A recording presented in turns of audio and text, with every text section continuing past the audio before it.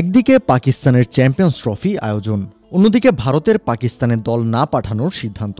নতুন করে এবার এই ঘটনা মোড় নিয়েছে অন্যদিকে। পাকিস্তান নারী দলের টিম হোটেলে ঘটেছে অগ্নিকাণ্ডের ঘটনা, যাতে করে নড়ে চড়ে বসেছে পাকিস্তান ক্রিকেট বোর্ড পিসিবি। কারণ চ্যাম্পিয়ন্স ট্রফির আগে এমন ঘটনা নিশ্চিতভাবেই প্রভাব ফেলবে পাকিস্তানের চ্যাম্পিয়ন্স ট্রফি আয়োজনে। পাকিস্তানের করাচিতে সোমবার টিম হোটেলে অগ্নিকাণ্ডের ঘটনা ঘটে।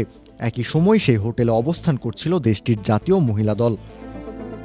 ৫ জন ক্রিকেটার আটকে পড়েন হোটেলেই। তবে পিসিবির দাবি, অক্ষত অবস্থায় তাদেরকে নিরাপদে সরিয়ে আনা হয়েছে।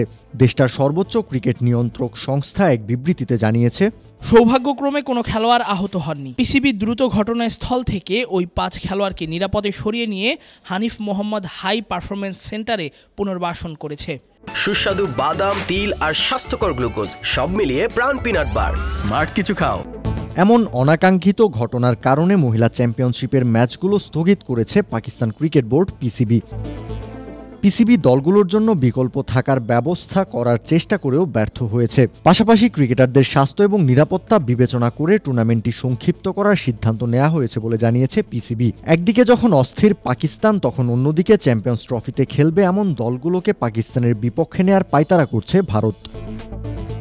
এমন গুঞ্জনও শোনা যাচ্ছে, টুর্নামেন্টে অংশগ্রহণকারী দেশগুলোকে পাকিস্তানের বিপক্ষে টেনে নিতে অর্থের লোভও দেখাচ্ছে ভারত।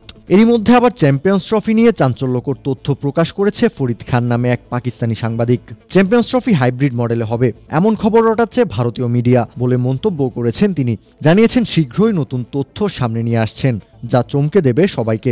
নিজের এক্সে ফরিদ খান লিখেন, আমি শীঘ্রই একটি ভিডিও আপলোড করতে যাচ্ছি যা আপনাদের হতবাক করে দেবে। চ্যাম্পিয়ন্স ট্রফি হাইব্রিড মডেল নিয়ে ভারতের মিথ্যা গল্প শুনবেন না, শুধু অপেক্ষা করুন।